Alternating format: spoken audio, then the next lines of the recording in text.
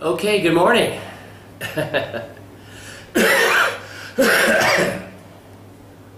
Okay, good morning. This video is about irrational fears of gastric cancer and how that impacts the choice of the best weight loss surgery.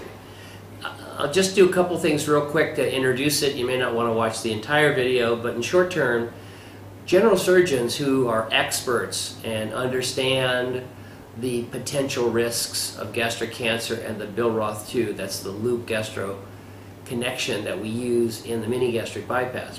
General surgeons who are experts, oncologic cancer surgeons, trauma surgeons who understand the basics of general surgery, the background of general surgery, the history of general surgery, they use the Billroth-2 type connection every day. In other words, they have no hesitation, they publish about it, they use it, they don't defend it at all because it's unnecessary to defend it.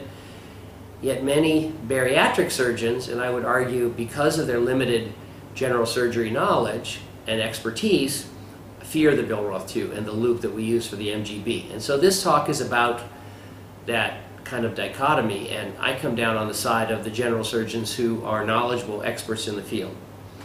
The other thing is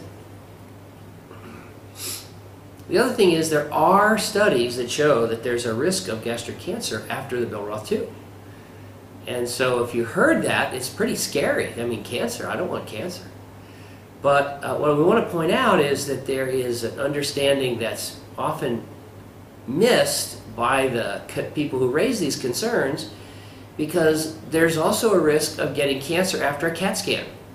And the studies are very clear now. If you have a CAT scan, you're more likely to have cancer.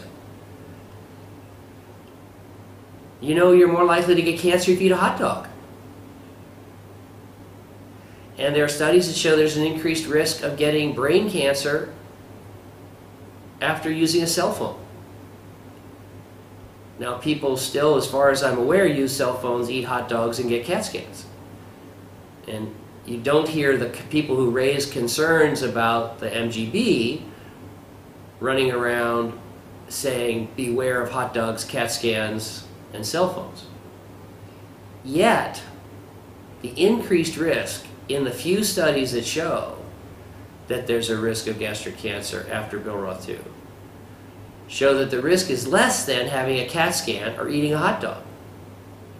So, again, I liken it to say, if I told you that I'm going to give you $1 million, but I'm going to double the chance that throughout your life, 2 times greater chance you might be struck by lightning, I might take that. And if you're frightened, for example, to ever leave your house because you might be struck by lightning, I don't know if that's a good rational decision. So we're going to talk a little bit about those kind of judgments. And it turns out lots of people, when they hear the word cancer, are tremendously frightened and lose the kind of rational decision making that they ought to use. So for example, I would argue, even though it's very clear, if you leave your house, you could be struck by lightning, I still recommend that when you feel like it, you leave your house. And we're going to talk about the fact that experts who really know about this area have no concerns about the Billroth-2 and routinely use the Billroth-2. And it's people who have less knowledge, less expertise, who have raised some concerns. So we're going to talk about that in this tape. Give you a little bit about my background. I was at the undergraduate medical school, and it's interesting, my teacher was a very famous physiologist and then surgeon named Dr. Lester Dragstad. And he was interesting because he was a pioneer in the invention of an operation. And at the time when he brought it forward, it was intensely controversial.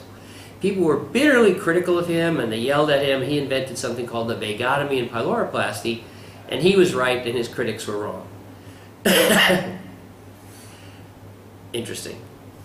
I spent 2 years at the Heart, Lung, and Blood Institute in the NIH in Bethesda. For 20 years, I was at the University of North Carolina. I was an associate assistant and full professor. I was the chief of the section on medical informatics, in the section on trauma and critical care. I was the author and director for 10 years of the North Carolina Trauma Registry, and we published a lot of papers and since I left, I'm not sure there have been any more papers published, although I'll have to check. I was the first author of the American College of Surgeons Trauma Registry. Now I've written over 100 papers, and my most recent 2 are studying the mini-gastric bypass here in India. And maybe we'll do another video on those 2 because the findings are really exciting. Basically, Dr. Kular is a great surgeon. My specialties included trauma, critical care, medical informatics, and bariatric surgery. And it's interesting, when I was going to be hired as a new attending at the University of North Carolina, my boss said, we need you to participate in the trauma, critical care, things like that. You're going to do computers for us, and we also want you to participate in bariatric surgery. And I said, you know, hey, well, I'm really excited about the job offer. I don't want to do bariatric surgery. And so he countered that with, do you want the job? And so I said, well, when you put it that way, sir, I've always been interested in bariatric surgery.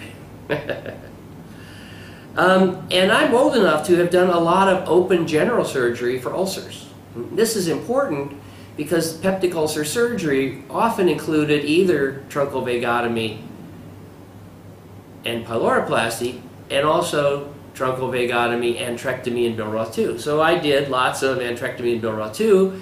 Now that's rarely done. I think it's one of the reasons why some of the younger bariatric surgeons, as well as some of the older bariatric surgeons, have forgotten this chapter in general surgery, is because they haven't done a lot of these cases. They're not familiar with the physiology and the history.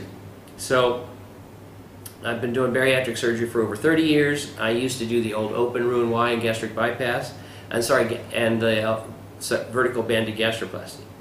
And the first MGB was done in 1997, and it followed basically a trauma patient who had the bottom of his stomach taken out because of a gunshot wound, and I repaired it by using a Billroth 2, and we used that same standard, usual general surgical technique to do a gastric bypass. Did 60 cases at the University of North Carolina, all of which did well, so we moved on to offer the MGB now some 15 years later, over 6,000 patients and all around the world.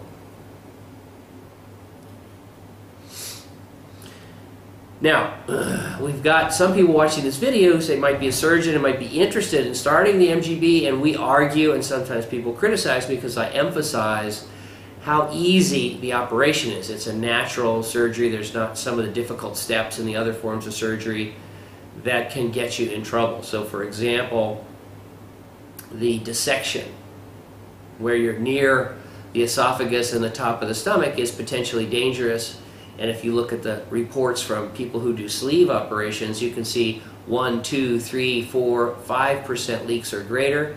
And you can see some of these patients staying in the hospital up to 3 to 6 to 9 months. And so MGB, we recommend don't do that. Don't go in that area where that leak is. And that, we think, decreases the risk of leaks compared to, for example, the sleeve.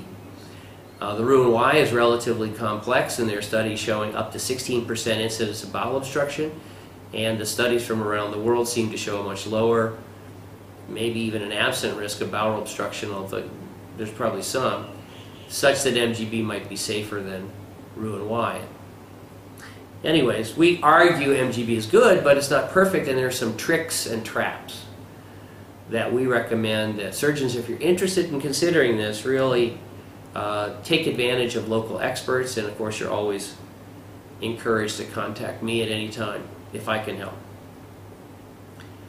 I'm not going to spend a lot of time on the results of the MGB, but let's summarize the results. We've got almost 15 years out. We had a lot of skeptics when we first brought forward the MGB. The critics said, oh, they won't lose weight, and they were wrong. They said you need to have a small pouch. They were wrong. They said you had to have a small connection, the anastomosis between the stomach and the bowel. They were wrong. And so now we've got almost 100 papers from all around the world. And what we can tell you is, from all these papers, we can tell you this. By every measure, in every study, from every author, the MGB is equal to or better than any other type of weight loss surgery. Now, if I just said that, I think people should be naturally skeptical. But let me say it again. By every single measure, in every study, by every author, the mini-gastric bypass has been found to be better than any other form of weight loss surgery. So, it's good. Now, on the other hand, there have been a list of kind of skeptics, and they've raised different concerns, and one of the concerns is, yikes, even though it's such a good operation, maybe there's going to be cancer. And so that's what this tape is about. But I want to emphasize that we should also be judging the critics as well. In a nice way, you know, we want to say that if someone raises concerns and they're actually wrong, that is, they don't know the basics of general surgery, they don't know the history of general surgery, they don't know the physiology of the human being and animals, you want to be concerned about them. So if somebody just says, oh my goodness, cancer after Bill Roth 2, and we're going to show that raising that concern is really misunderstanding of really some basic general surgery, that it kind of reflects badly on them. And what I mean by that, they've done studies looking at surgeons and their knowledge base. So one example that I like is from Canada, and they looked at colon surgeons, and they happened to have all these colon surgeons' outcomes. You know, how many people died, complications, leaks, infections, cancer coming back, recurrence, things like that. And they gave each one of these surgeons a test, a knowledge test. How much do you know about colon cancer surgery? You're a colon cancer surgeon. What do you know about the truth that we know right at this moment about colon cancer? And they found that the less the colon cancer surgeon knew, the worse their patients did. So we'd like to argue that it's incumbent upon physicians, if they want to be critics, I think it's wise to be knowledgeable about their subject. So we often see people who have looked at the medical literature very briefly, and they found this association that's been reported in some studies. There are studies that say there's an association between a Bill Roth 2 loop gastric jejunostomy and gastric cancer, and so they talk about it. And what we would argue is you could do the same thing about cell phones. You could say, I found an article that says cell phones cause damage to the brain's neurons. And so go around and say, you know, maybe Verizon is really a dangerous company. And I don't know, Verizon might be a dangerous company, but I'm not sure it's because cell phones cause damage to the neurons. As I said, there are studies showing that hot dogs can cause stomach cancer. The more hot dogs, the more processed meats you eat, the more stomach cancer people develop. And again, you could make some conclusions from that, but I think it's important to have a deeper understanding than just going to the local grocery store and say, warning, stop, don't eat a hot dog. So what we're going to try and do in these next few minutes is give you more detail to understand this more clearly, and we're going to raise concerns if somebody just pops off without a lot of background knowledge and says, ooh, there's a risk of gastric cancer after Bill Roth 2. Yes, there are a couple papers like that, but again, there are a lot of different papers. And so let's look at the details in this presentation. I'm going to go through a couple things, and I'm going to just tick them off so you can see where we're going here for the rest of the video. I did a video on this yesterday, and it took a long time, and I'm going to try and be a little bit more succinct. I don't know if you know this, but sometimes I talk a lot.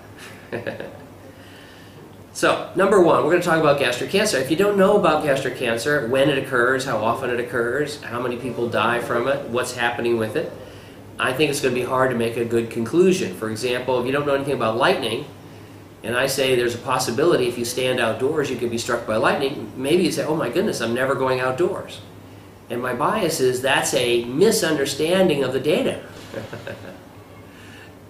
So, what about the fact that gastric cancer is declining in risk? Again, we're going to talk a little bit about esophageal cancer, which can be associated with acid burning of the lower esophagus, and the fact that the sleeve and the band can markedly increase acid burning of the lower esophagus, and thus have this high probability that long term you're going to see, with all this acid burning of the lower esophagus and maybe up to a third of patients, you might see some esophageal cancer, and esophageal cancer is growing, one of the most rapidly growing cancers in the United States. On the other hand, in a kind of wonderful outcome, gastric cancer risk is plummeting. It's decreasing tremendously, over 50% over the past several decades. And we're going to talk about the fact that it's the refrigerator that's largely affected that. I'm going to talk about the causes of gastric cancer. If you understand the causes, there's some tricks in the data that help you understand why a lot of surgeons who are knowledgeable about gastric cancer and Bill-Rod-2 are not very frightened about Bill-Rod-2 being associated with gastric cancer in a few studies. So we'll come back to that. But basically, the causes include eating bad diet, smoking cigarettes, and processed meats that have nitrates and nitrites in them. The nitrates and nitrites act as direct carcinogens. They cause cancer. So processed meats, beef jerkies, dried, smoked meats, and processed meats like hot dogs can increase the risk of gastric cancer. And conversely, a healthy diet that includes a lot of vitamin C containing foods, citrus, fresh fruits and vegetables seems to decrease the risk of gastric cancer. And the impact of those factors is much greater than any study showing an impact from a Bill-Rod-2, and we'll talk a little bit about that. Probably most importantly is most of the studies showing an association were done after we were done before we figured out that the bacteria, Helicobacter pylori or H. pylori, is a primary cause of gastric cancer. So we now have pretty good data. One of the first infectious causes of cancer in humans is gastric cancer.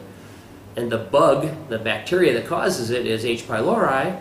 So again, let's imagine that you had this fear that you're going to get gastric cancer. I mean, well, you could treat the cause, which is H. pylori. So again, simple things, and you need to understand it. We're going to look at the data that's published on Bill-Rod-2 and gastric cancer, and then we're going to emphasize what I started with, which is general surgeons routinely use the Bill-Rod-2. And we'll look at some of the areas of the highest frequency of gastric cancer in the world, and that oncologic specialists routinely use the Bill-Rod-2, and in their papers, they don't make a peep about using the Bill-Rod-2. They don't come out and say, well, it's important for us to justify its use, because they don't have to justify the use, because oncologic surgeons don't argue with one another about it, like the bariatric surgeons who are not very knowledgeable. So we'll talk about that. Then we're going to talk about that there are a lot of good studies that show there's no association with people who've had Bill-Rod-2 and gastric cancer. And so the idea of a study like this is you can say, let's take a whole bunch of people who smoke cigarettes and see if they get lung cancer. And they're going to get lung cancer, let's say 1 out of 1,000. And then we'll look at the general population, and maybe they only get it 1 out of 10,000 or 1 out of 100,000. Then we can say, gee, look at lung cancer after smoking, it's 10 times or it's 100 times more common. So this is a big deal. All right, well, there's a lot of excellent studies, and the one I like from the Mayo Clinic showed that after following people who had a Bill-Rod-2 for 5,000 patient years, I mean, the whole group added up their years together and follow-ups, 5,000 patient years, 2 people out of the entire group in the long-term follow-up had a gastric cancer. And in the general population, they guessed that they should have had about 3. So what this study showed from the Mayo Clinic surrounding county called Olmsted County in Minnesota was that if you had a Bill-Rod-2, you're less likely to get gastric cancer than the general population. So we want to point out that there are studies that suggest there's no association. Now there are some studies that do show an association, but there's a trick to that which I think most of the critics don't quite read and understand, and that goes like this. So you find a bunch of people who had Bill-Rod-2 and they have a slightly increased risk of gastric cancer, usually taking 20 to 30 years after their surgery. Okay, all right, so maybe there's a risk. But there's another trick. You have to how did you become a member of the group of people who had Bill-Rod-2s? I mean, they just didn't go out and randomly choose people off the street. They had something else. What? They had ulcers. In other words, this is the old days before Prilosec and cimetidine and drugs like that, Tagamet. We used to do lots of these operations. We would do Bill-Rod-2s as part of the operations for ulcers. And so if we look at these studies that show an increased risk, the people who have Bill-Rod-2s not only had Bill-Rod-2s, but they had ulcers. And why do we say that? Why is that important? Because H. pylori, the cause of gastric cancer, is also, right, associated with ulcers. That's how the 2 Australian doctors got the Nobel Prize. They showed this infection causes a lot of ulcers.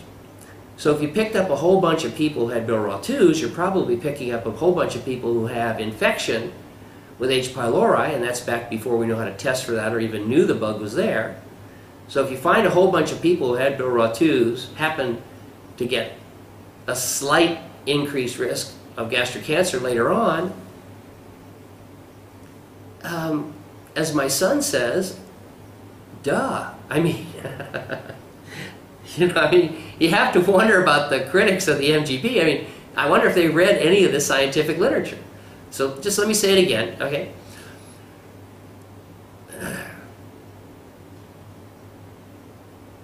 Imagine the plague comes through in the Middle Ages. And if a plague catches a house, they put a red flag on the house because it's dangerous, because the plague spreads by contagion. So the critic of the MGB could say, looks like the red flag is causing the plague. They're not really saying that, but they probably just haven't read this data. But let's say it again, because this is really important. There are a lot of studies showing there's no association between Bill-Raw-2 and gastric cancer. There are some that show a slight increased risk of gastric cancer 20 years after Bill-Raw-2, but people who had Bill-Raw-2 probably had ulcers. They probably had H. pylori, and that causes gastric cancer. The red flag is not causing the plague. I don't know. It should be. We should probably take this more seriously. But there are people who they're scared of the Bill-Raw-2 and they say it causes cancer. So, anyways, you see my point? All right. Anyways, let's do something else. All right. So some of the surgeons who say, "Oh, I'm frightened of MGBs might cause cancer." Well, let's suppose that they are honest. They are concerned about the welfare of people in society. You know. These are not their patients, but they just, they're good-hearted people. They're raising a concern. Well, but I have information for these surgeons. They may not know this. There are hundreds of thousands of people that are about 20 or 30 years after having had a Bill-Raw-2. They're all over the world. I did lots of them. Okay? They're all over the world. People who've had a Bill-Raw-2 for their ulcer disease. Okay? And they're getting to the time period where they could be getting gastric cancer. What do you think should be done? If these surgeons kind of follow their own logic, they don't need to really worry about the few MGBs I'm doing. They have a whole giant population of people whose lives they could save by going out and raising the alarm. In America we have the story of Paul Revere. He ran through the streets and alerted the colonists that the British were coming. So if you're a critic of the MGB and you're worried about the Bill-Raw-2, and this is an honest concern, I have news for you. You have bigger fish to fry. Why don't you go out and start making a national policy in your country, in your county, in your city? Look for all these Bill-Raw-2 patients who are 20 or 30 years out and get them diagnosed with endoscopy and look for the gastric cancer that's coming. Warn them. Put up newspapers and say, warning. Put up, TV spots, put them on the internet and say, look out, look out, look out, gastric cancer is coming after Bill-Raw-2, look out. Why are we not doing that? It's been studied. Why are we not doing that? Why is that silly? We studied that. Numerous people have studied it. They've endoscoped thousands of people who've had Bill-Raw-2s. They've actually found a few gastric cancers, and the rate is about equal to the general population. So there's no increase in risk. It doesn't make any sense. Gastroenterologists are not busy looking for Bill-Raw-2 people. You don't send out warnings to those people. I mean, you could tell them to beware because maybe they've got an infection with Bill-Raw-2, but just there's not much being done on that. And so what you've got is somebody who really lacks that knowledge of this really basic general surgery data about gastric cancer, and they're raising concerns about the Bill-Raw-2. So, I don't know, we'll talk about that. Okay, now human decision making, you can't be too critical of surgeons who raise this concern because there are numerous studies now that show that human decision making is not as good as we would like. We'd like to think we're very cool and logical, and physicians make clear, unbiased decisions based on the data, but as I think I would argue, this is a good example where sometimes, you know, rationality is maybe not as good as we would like, and there's a lot of research on that. I'm not going to spend a lot of time on it. I will tell you that in preparation for the second International Consensus Conference that we held in Paris on the mini-gastric bypass, I did a survey of about 100 bariatric surgeons, and the total, they had about an experience about 39,000 cases. And there were a lot of MGB advocates, but there were also a lot of MGB skeptics. And when we analyzed the data, one really interesting thing came up apropos that colon cancer surgeon study. What we found is when we asked the surgeons questions on the survey, the more frightened that surgeons were of gastric cancer after Bill-Raw-2, the less knowledgeable they were. In other words, we asked about how often gastric cancer happens, and I have all the data on this, but let me say that again. We asked them, are you frightened about having gastric cancer? And after Bill-Raw-2, those people who said they were frightened about it answered questions about general surgery, gastrojejunostomy, gastric cancer, much less accurately than those people who were not worried about gastric cancer after Bill-Raw-2. That is, people were frightened, the less knowledgeable they were. So we'd like to say, how about if we have some education? That's what we're going to do now. Okay, gastric cancer is declining. I won't spend a long time on it, but it's decreasing precipitously all around the world. There's been a long-term decline. They expect rates to decrease from 84 to 41 cases in Osaka, Japan, 41 to 18 in females during the same period. Public health gastric cancer rates from Harvard reported 60% decline, that most of these are from H. pylori and smoking, and that by 2040 there'll be another 47% decrease. Most of them again are from smoking and H. pylori, so if you're frightened about gastric cancer, hello, there's something to be done. And the data associating Bill-Raw-2 with gastric cancer is not present, so I wouldn't worry about that.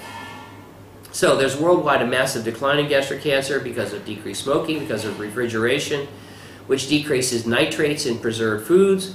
There's more fresh fruits and vegetables, and there's a decline in H. pylori, and it's got nothing to do with Bill-Raw-2.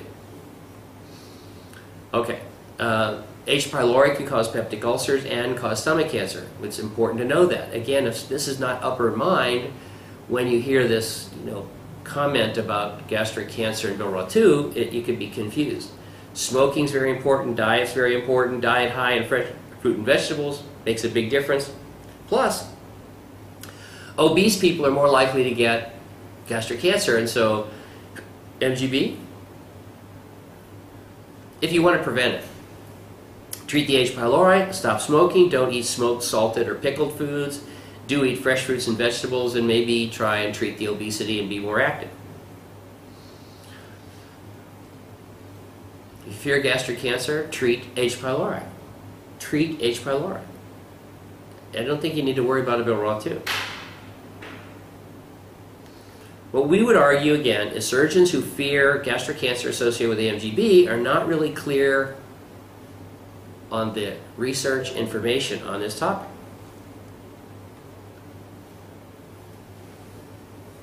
So, many studies show, they've looked at studies, and there's no association.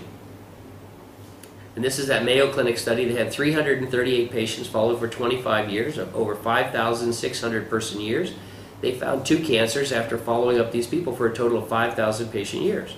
This was published in the New England Journal in 1983. The predicted rate of cancer from the general population was 2.5, in other words, almost 3. The ones who had Bill-Raw-2 was 2. So it's good. You should have a Bill-Raw-2 to decrease your risk. But remember, this was published in 1983, and the risk of cancer has declined by more than 50%. So if we were to do that study today, the number of cancers after 5,000 patient years is less than 1. You might need 10,000 patient years to find one gastric cancer. In other words, how many patient years would you have to follow people to find somebody hit by lightning? 10,000 patient years? Maybe.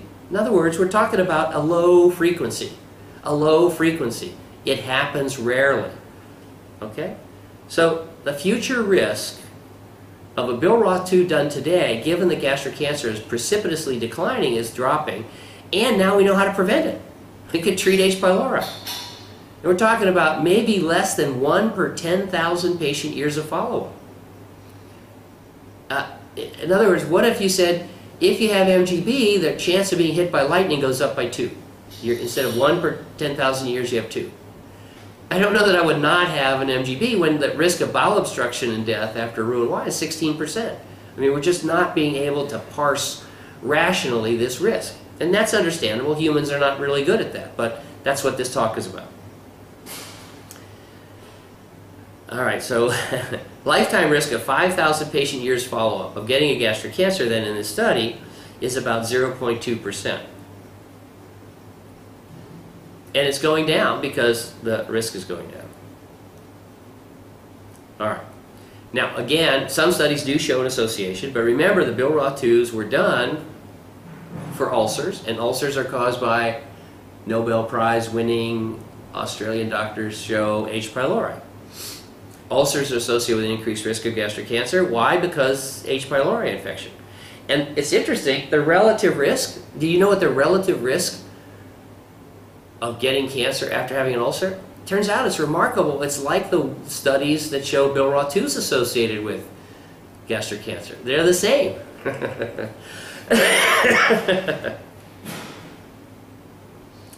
Okay.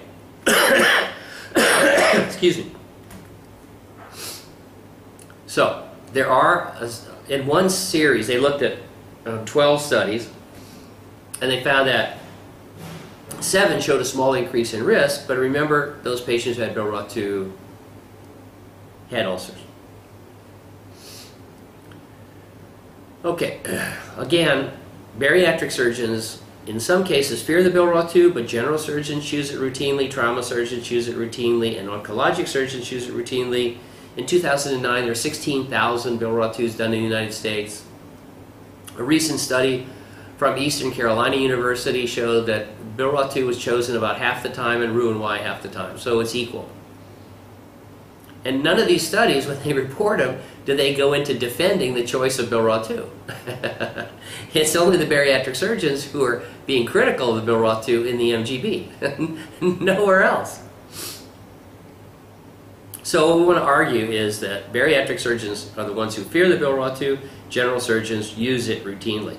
And in particular, we want to say that there are areas in the world where gastric cancer is particularly high risk. 2 of those areas are Korea and China, and those surgeons who operate on cancer patients in those areas are very attuned to the risk of gastric cancer in their patients, and the studies show clearly they routinely use the Bill Roth 2. You think they would be choosing the Bill Roth 2 for their gastric cancer patients if their surgery caused gastric cancer? Yeah, probably not. All right.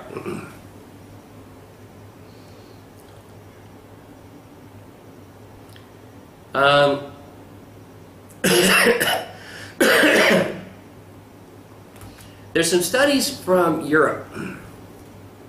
They did big-time studies. And what they found is if you ate more than 50 grams a day of processed meat, you had an increased risk of gastric cancer because of the nitrates and things. Now it turns out 50 grams is around the size of a hot dog. So it turns out the risk is about 5 times greater to eat a hot dog every day than it is to have a Bill Roth 2 in even the worst studies. And remember, there are a lot of studies showing no increase. But if you pick out the worst studies and say, yikes, this shows an association between gastric cancer and Bill Roth 2, it's much more deadly to eat a hot dog. So again, let's suppose you take the physician who's being critical of the MGB because of gastric cancer. You say, you know, this is a good, honorable person. He wants to protect people from gastric cancer. He has a much better likelihood of protecting people from gastric cancer if he generates a campaign against hot dogs.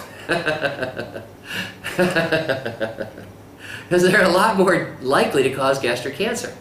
And also, I don't see many people wound up over eating hot dogs. I mean, I'm not sure they're very good, and processed meats I don't think are a very good choice, but the number of gastric cancers coming from hot dogs is low, and even in the worst studies, Bilirubin-2 is like 2 times less than a hot dog as far as the risk. And there are a lot of studies showing no risk, and the ones that do show risk are because they probably had the Bilirubin-2 for H. pylori, and it's not the Bilirubin-2.